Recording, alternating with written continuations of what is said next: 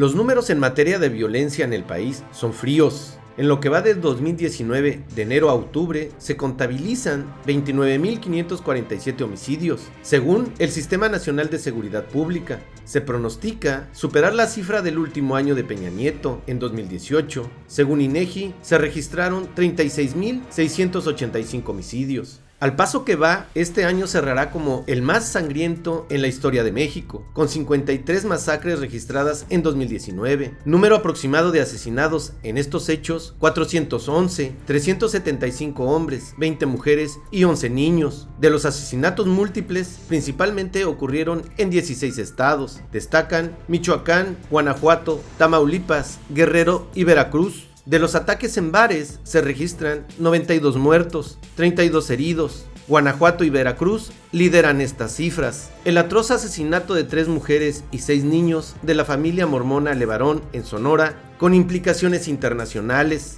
La liberación de Ovidio Guzmán el 17 de octubre en Culiacán por parte del gobierno federal en un desastroso operativo que se llevó 13 muertos según gobierno de Sinaloa y 8 muertos registrados por la federación. Estos hechos demuestran el fracaso total en seguridad pública en el primer año de gobierno de AMLO. Gracias por acompañarnos a su canal por internet de Primera Visión. Soy Bernardino Chávez. Les damos la bienvenida desde Culiacán, Sinaloa, acá en el noroeste del país. Hoy vamos a platicar de un tema sumamente importante, delicado, y yo creo que debería de importarnos a todos en este país. Y nos referimos a esto de la violencia.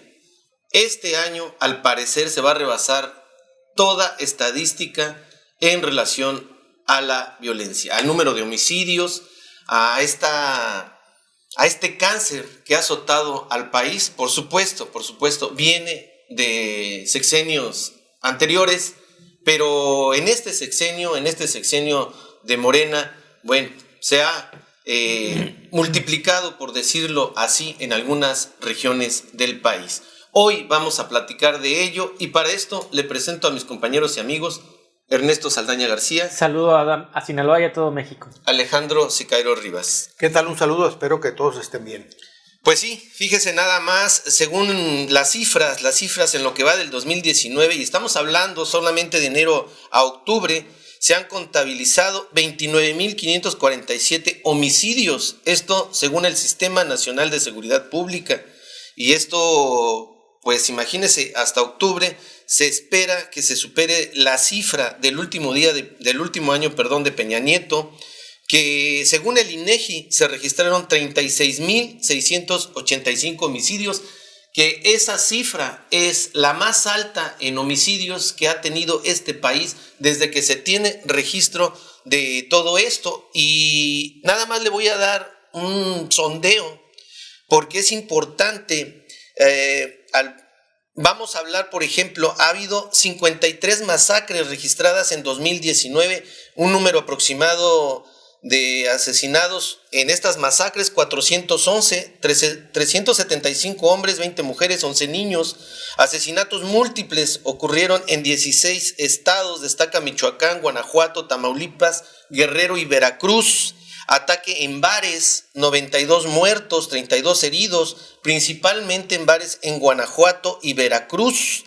Asesinato de esta situación tan terrible, 3 mujeres y 6 niños a esta familia Levarón, allá en Sonora. Y por supuesto, la liberación de Ovidio Guzmán el 17 de octubre aquí en Culiacán, donde hay un registro de 13 muertos, y a nivel federal de 8 muertos, es decir, todavía sigue en suspenso todo esto. La política de Andrés Manuel de abrazos, no balazos, incluso en el gobierno de Estados Unidos han dicho que es totalmente una fantasía, que no puedes parar a la delincuencia con abrazos, y esto ha generado muchísima controversia a nivel mundial. Alejandro, los números ahora sí que muestran un país totalmente desgarrado por la violencia, una crisis tremenda en seguridad pública, un modelo, por así llamarlo, de propuesta del gobierno que parece más alimentar más a este monstruo, a animarlos a que sigan delinquiendo, que a frenar la violencia con esto de los abrazos, con esto de las becas, con todo lo que se ha generado en torno a prevenir la violencia?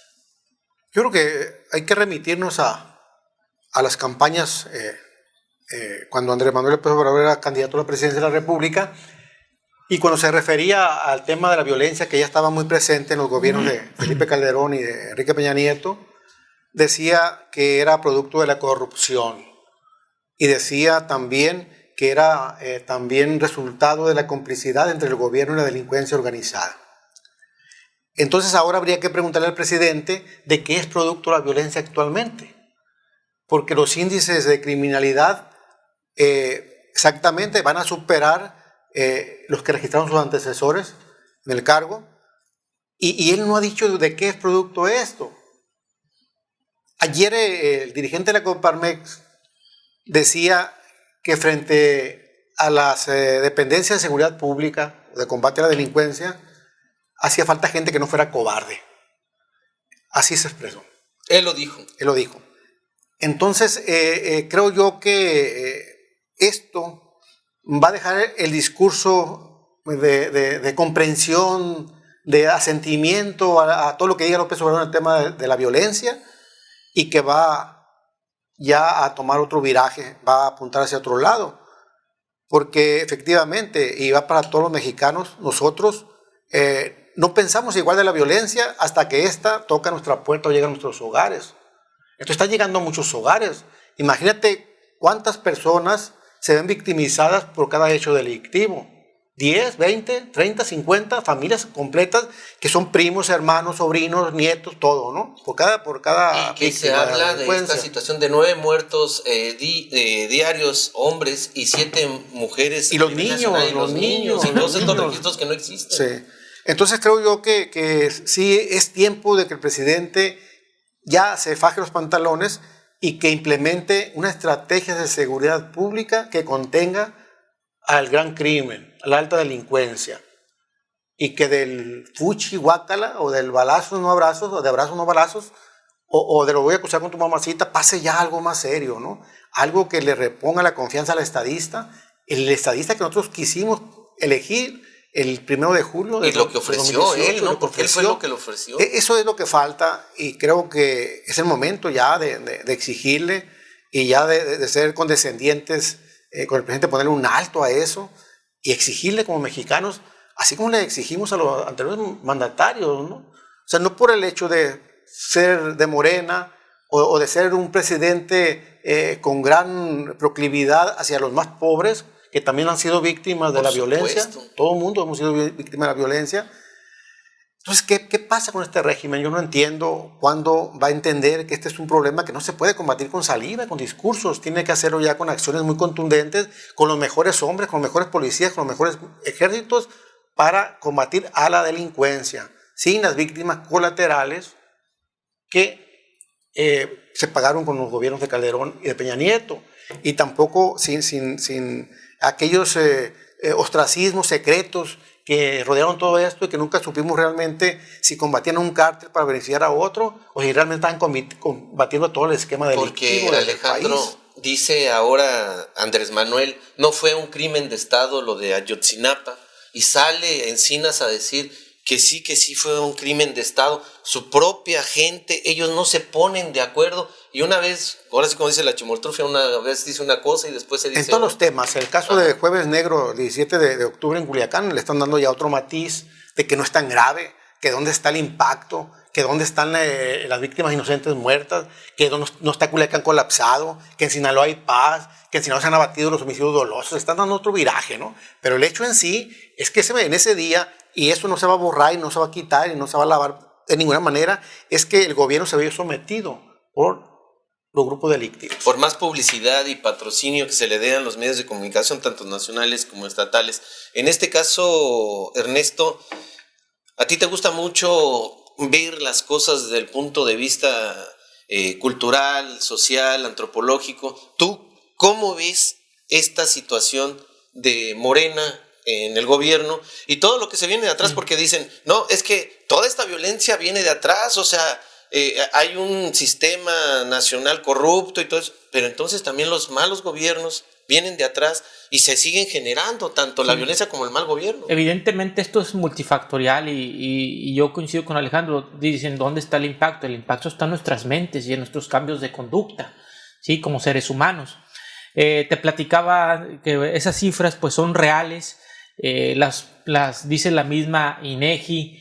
Y final, ojalá y no se supere lo del año pasado, pero ya estaríamos hablando de que si no se supera o sería quedamos donde mismo. Y no vas a tener la certidumbre, sí. No lo vas a creer por la violencia que, como dice Alejandro, pues todo el mundo la ha sufrido. Y todavía faltan los que nunca se registran y que desaparecieron y que aparecen como osamentas años después.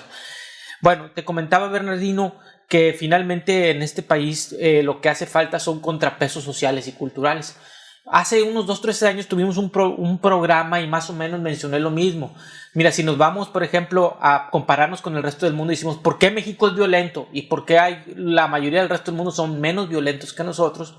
Por ejemplo, yo platicaba en esa época, y esto sigue vigente, que en los países del Oriente Lejano, como por ejemplo Japón y China, que tienen el confucianismo y el shintoísmo, que es un sincretismo religioso, junto con conductas sociales, son códigos de ética, pues allá su forma de ser, desde que los educan, los vuelven personas, digamos, está mal esta palabra, pero lo voy a utilizar como un analogismo, civilizadas, ¿verdad? De respeto a su sociedad. Y más de respeto a la vida. De respeto a la vida, el famoso yin-yang, donde hay un equilibrio entre el interior y el exterior, que es la naturaleza.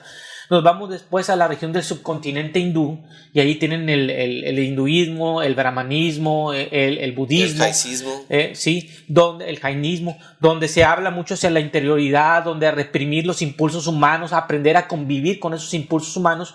Y aunque la India o Nepal o Sri Lanka o Pakistán sean países muy pobres, no ves altos índices de violencia porque tienen esa base religiosa social que de alguna manera sirve como un control contra todo este tipo de situaciones. Vámonos a los países musulmanes y allá es a la fuerza, es la aplicación de la ley religiosa. Robas, te mochan la mano.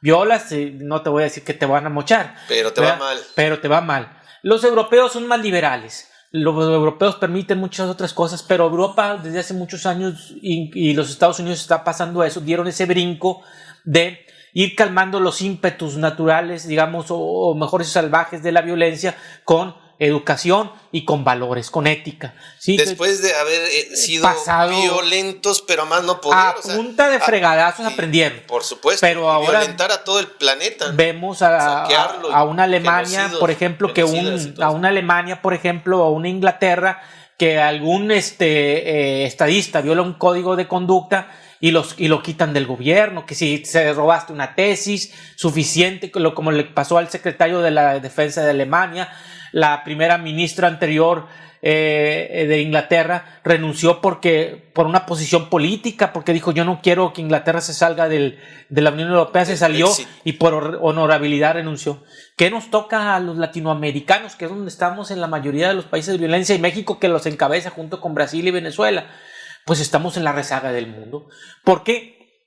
Porque no tenemos ese sincretismo religioso, no tenemos ese equilibrio religioso de interpretado en diferentes maneras de los países del Oriente, y no tenemos esa implantación de valores que se ha dado en los últimos 60-70 años que ha habido en Europa después de la Segunda Guerra Mundial. Entonces, ahorita que dices eso, platicaba con gente del sur, que ellos se dedican a andar en la carretera, transportan y eso, y nos decían que en muchos lugares en el centro del país y sobre Puebla, Oaxaca, todo eso, las comunidades enteras se dedican, por ejemplo, a robar.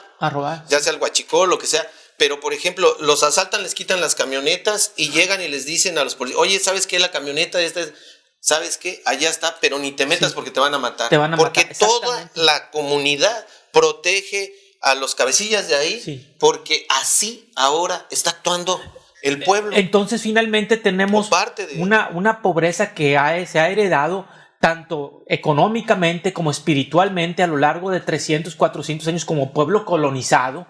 No todos los pueblos colonizados van a la violencia, pero la mayoría de los pueblos colonizados y sumisos, al haber ausencia de Estado, viven en la pobreza, viven en la falta de valores. Por ejemplo, y los muchachos jóvenes que a los 17, 18 años le dicen, hey, métete de puntero o métete de sicario. ¿Qué dicen ellos para sí mismos? A la chingada, yo vivo en la jodencia, me meto en esto porque voy a lograrlo, así es el sistema. Oye, pero eso es lo que dice también, ahorita regresamos con este tema, pero Alejandro, eso es la base de este mensaje político que tiene Andrés Manuel cuando dice, no, es que no vamos a atacar la violencia con violencia, vamos a ir a lo que lo genera. Y ahorita que dice Ernesto, es que el plebe dice, no, pues no voy a seguir viviendo de pobre.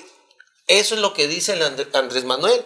Entonces hay que darle una beca, hay que darle apoyo, hay que hacerlo, que el Estado lo mime. Esa es la respuesta. O sea, ¿tú crees que con eso se va a superar el grado de violencia que tenemos en este momento, Alejandro? Es que también el narcotráfico tiene su programa de combate a la pobreza. Por supuesto. Y ese es el programa de combate a la pobreza. Y el gobierno, la corrupción toda esa chaviza que se está reclutando en los ejércitos de la delincuencia organizada, exactamente lo hace en la desesperación, no tiene otra opción, pero sabe bien que el desenlace es la muerte. Ese es el destino que queremos para los jóvenes. Ahora, la madre de todo esto, el origen de todo esto, es la impunidad. No tenemos quien nos cuide a los ciudadanos. En ninguno de los niveles, militar, policíaco, institucional, no hay quien esté cuidando a los ciudadanos. Es lo que decía la familia Lebrón. Ayer acudimos a la Fiscalía General del Estado porque a una señora académica, periodista, muy notable, investigadora, pues ya tenía el vecino desde las 6 de la tarde a las 6 de la mañana con la música a todo volumen. Y ese mismo vecino ya lo había repetido durante mucho tiempo y ella hablaba al C4 jamás se apareció por ahí, obviamente, ¿no? Y sale ella se envalentonó y va y le dice, oiga, por favor, baje el volumen de su música. Queremos nosotros, también vivimos aquí, queremos vivir, dormir, queremos descansar, es un domingo. Y el señor se le acerca y le hace una bofetada tremenda y acepta que te fue bien, dice, te pudo haber ido peor. Y los vecinos, en ese momento cuando están bofeteando, no salió, ni un vecino salió. Pero por WhatsApp, qué valiente eres, te felicito, todo. Por favor, la cobardía de nosotros está permitiendo que el gobierno nos deje desamparados de gobiernos precisamente. No estamos exigiendo que nos proteja el gobierno. Y el gobierno le está valiendo un sorbete, un cacahuate, que nos estén golpeando, matando, asesinando, de todas las formas posibles, agrediendo. ¿Por qué? Porque nos aguantamos, nos soportamos, no nos levantamos a protestar.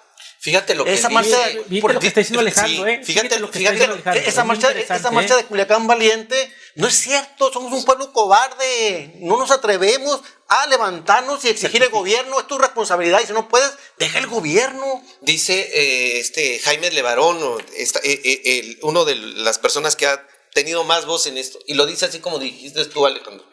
Dice, ¿cómo puede ser posible que yo le esté pagando al gobierno que me dé seguridad? O sea, porque le estamos pagando al gobierno y el gobierno no cumple. Si en algún otro sistema tú le pagas a alguien, tiene que hacer ese trabajo, ¿no? Entonces, aquí, ¿qué está pasando? Que nosotros hemos dejado de percibir quiénes son los que están invirtiendo en seguridad. Somos nosotros, pero no hay seguridad. Sí, entonces nos levantamos en una gesta democrática para cambiar de régimen. Nos levantamos muchos millones, 30 millones de ciudadanos, pero no nos levantamos igual para exigirle al gobierno que cumpla, que por favor que cumpla, ¿no? Sí. Aunque sea de rodillas, pero que pedirle ya que cumpla, porque esto va de mal en peor. La situación económica que viene, la violencia, la cuestión de la educación, el presupuesto mínimo para cultura, todo esto.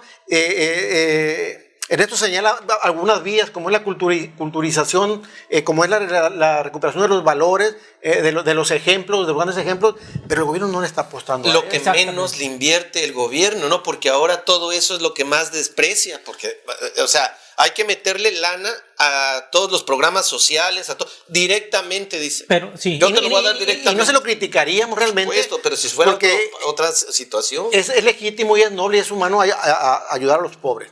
Pero que también asuma los grandes retos que tiene este país, ¿no? Que lo complemente, la ayuda a los pobres, que lo complemente también ayudando a toda la sociedad, a toda la generalidad, con programas que te den bienestar, seguridad, tranquilidad, y que te digan, yo quiero seguir viviendo en este país, porque es el país donde yo nací y es el país donde quiero estar. Bueno, y de los más pobres, los campesinos ahí estuvieron en el Congreso y no dejaban... Esa intencionalidad de López Obrador que da en sus conferencias mañaneras no baja todo el aparato burocrático. Y tenemos luego lamentables declaraciones como la de Jaime Montes diciendo no hubo impacto en lo del Culiacanazo. Claro que hubo impacto. Todos escuchamos las ráfagas interminables, todos nos ocultamos. Y Jaime Montes, el superdelegado de desgraciadamente, Sinaloa. Sí. Mira, aquí entra un componente muy importante. Y Alejandro ya lo dijo, los dos componentes. Desde arriba hacia abajo, desde el poder, desde donde se tiene el control del Estado hacia abajo, lo que permea es la impunidad. Todavía se hacen a grandes atracos. Los gobiernos, lo hemos platicado aquí, los gobiernos estatales siguen robando, siguen a utilizando facturas. Hasta lo promueven. Y de abajo hacia arriba es el miedo y la apatía. El miedo y la apatía de decir, ¿sabes qué? Golpéala, pero luego después, en forma anónima o ya más o menos protegida, salgo en la red diciendo qué valiente fuiste y todo, pero no nos accionamos, porque todavía no hemos tenido encontrado esa motivación y ese coraje para hacerlo. Aquí te das cuenta, por si los que hemos tenido la fortuna de brincar el charco como haya sido hacia el otro lado, o los que han vivido en Estados Unidos hasta de mojados, se dan cuenta del imperamiento de la ley allá en los Estados Unidos o en Europa, un gobierno fuerte que no deja que los ciudadanos trastoquen el orden social. Y por el otro, la cuestión ética, que ya lo habíamos comentado, que aquí no hay cuestión ética y eso genera inequidad. La violencia se genera por la inequidad social. Mientras tengamos una clase de empresarios que ganan fortunas gigantescas y que han sido cómplices de los gobiernos en tanta impunidad y tanto negocio chueco, y luego después va un niño con cáncer a un hospital y no hay medicamento y no hay dinero, entonces finalmente eso va a crear una serie de factores, como dije, es multifactorial, que va a desembocar en la violencia. Los grandes capos del narcotráfico nunca lo fueron desde chicos. Ellos fueron avanzando a lo largo de una estructura, nutriéndose de la impunidad, de la corrupción, exactamente, sobornando sus autoridades, y fueron creciendo hasta que llegaron a ser esos grandes capos, pero no nacieron así. La violencia se fue creando por esos dos ingredientes que no hemos tenido en México. O sea, el verdadero cambio, Bernardino, es que nosotros nos la creamos, que sí podemos hacer, pero para esto, como dijo Alejandro, tenemos que dejar de ser cobardes, tenemos que dejar de ser miedosos, y Andrés Manuel tiene que cambiar su estrategia a hacer un planteamiento del combate quirúrgico a los grandes, no puedo decir solamente narcotráfico, sino a las grandes corporaciones que generan violencia, incluyendo empresarios. Y mira, me llama mucho la atención, voy a terminar diciendo ahorita esto, pero voy a adelantarme me llama mucho la atención que una persona de extrema derecha, de aquí de Sinaloa, de las grandes familias de aquí, que manejan el gran capital, se hace llamar, y lo digo no para quemarlo, sino para que vean que es un ejemplo real. Como contexto, Rubén Mesías Equilibrado, cuando decía que él es antiobradorista, pero totalmente como un mesías, y al decir decía que México estaba muy mal y todo, yo le decía, bueno, hay cosas importantes como por ejemplo el combate a la corrupción, de las facturas falsas que generan grandes negocios y desequilibrio económico y pobreza y por lo tanto violencia. ¿Sabes qué me respondió? Fíjate nada más, y lo voy a citar textual, como dice la serie del Señor de los Cielos: estás bien pendejo, Saldaña, pero bien pendejo. Haz algo bueno en tu vida en lugar de hacerle al mitotero y el fatalista. Sabes madre de economía y cómo funcionan las cosas. Me imagino que tu pequeña visión de la vida nunca te has planteado cómo se hacer un negocio y cómo se hacen los negocios y cómo hacerlos crecer. Solo te dedicas a criticar a lo pendejo y eso es lo que has hecho. Cuando tú no has hecho nada en tu vida, no tienes calidad moral y solamente criticas. Aquí tengo eso. Finalmente, bueno, es que en ese aspecto yo creo que él... Todos los días nos va como en feria todo. No, y él tiene esa visión o tendrá esa razón, porque es cierto, ¿no? Los grandes empresarios se nutren de la corrupción, de la impunidad, del tráfico de influencias, del amiguismo, de todo eso. Ellos allá arriba, o sea, tú cuando de repente ves que se juntan las familias más adineradas de Sinaloa, está el que se robó un estadio, el que lo acusaron de ratero, el que le hicieron...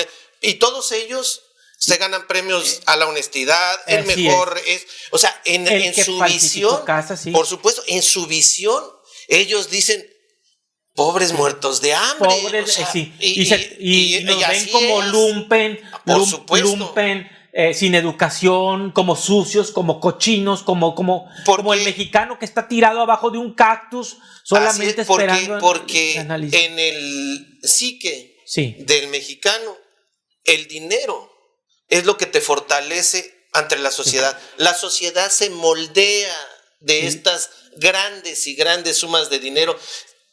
A un ratero lo metes al bote porque se robó 1 kilo de plátanos.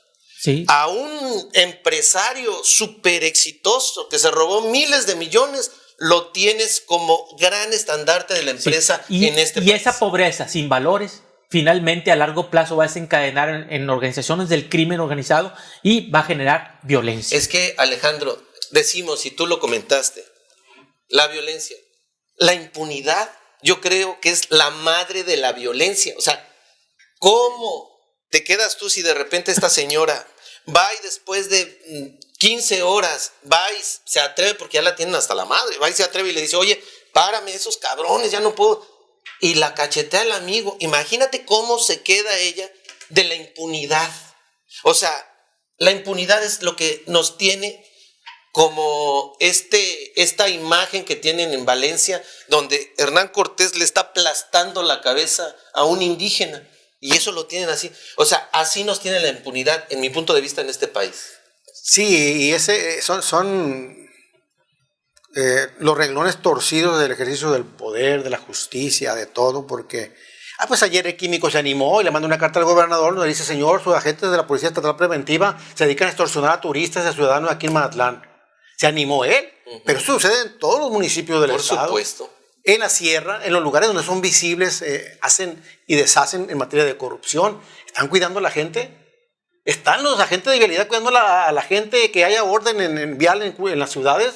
¿Están apostados en una curva donde nadie los vea para ahí asaltar? Y cazando al que no le va a causar exactamente, al vehículo más humilde, porque sabe que... Es cierto lo que dijo el químico, pero lo hace por cuestiones electorales. No, está bien. Pero lo que dijo es cierto. O sea, también es un acto de valentía que se le diga, tus agentes aquí en mi municipio están a lo mejor él quiere que nada más los municipales hagan eso, ¿no? Pero lo está diciendo. Entonces, levántense todos los alcaldes y digan, gobernador, mi gente, mi sociedad, mis ciudadanos ya no quieren vivir así con la violencia.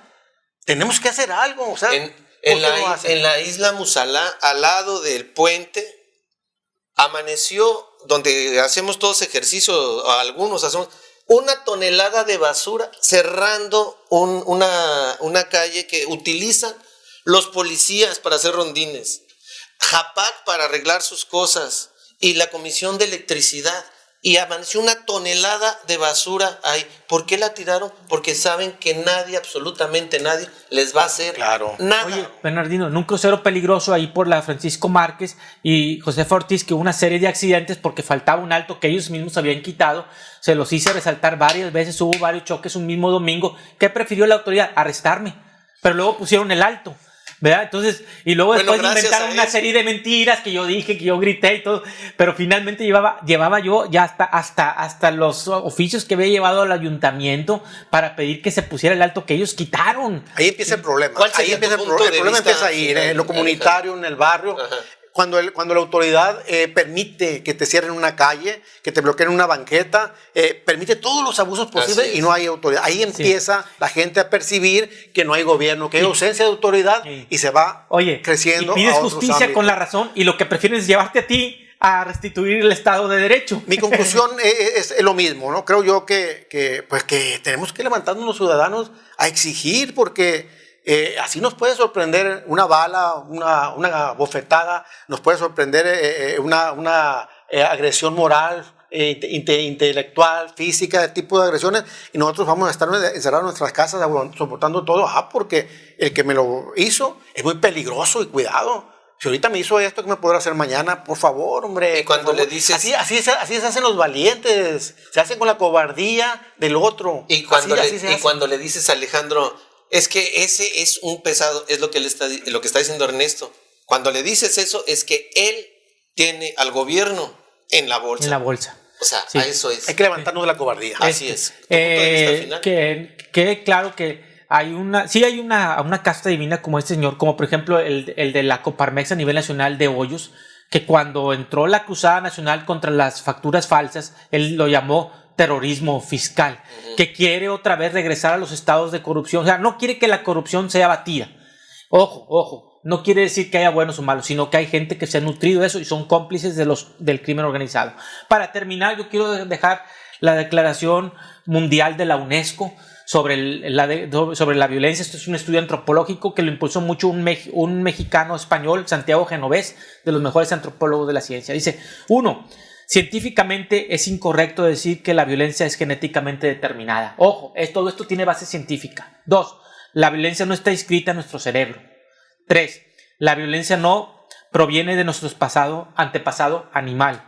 4. En el proceso de la evolución humana no ha habido una selección a favor del comportamiento agresivo sobre estos tipos de comportamiento. También ha habido avances en el comportamiento altruista. 5. La violencia no es hereditaria. Cualquier situación en nuestro aparato neurológico nos permite actuar con violencia. Esta sola se activa de manera automática. No se activa de manera automática, a lo sumo gradual y con estímulos muy precisos. 6.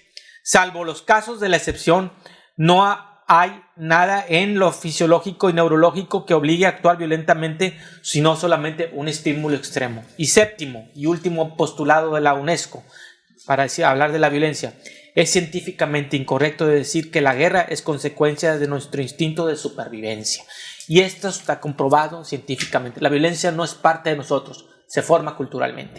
Estamos llegando al final de este programa. Agradecemos que nos haya acompañado. Yo creo que podemos resumir todo esto en que la corrupción y la impunidad se genera en cada acto de los que les hemos dicho. El narcotraficante, el que hace facturas falsas, el que está en el gobierno, sale del gobierno con las manos llenas y todo esto, el que golpea a la mujer, todo se genera en base a que los que tienen la fuerza del derecho dejan que todo esto ocurra por la impunidad, por la corrupción. Gracias, nos vemos en una siguiente ocasión. Hasta entonces, hasta siempre. Hasta luego.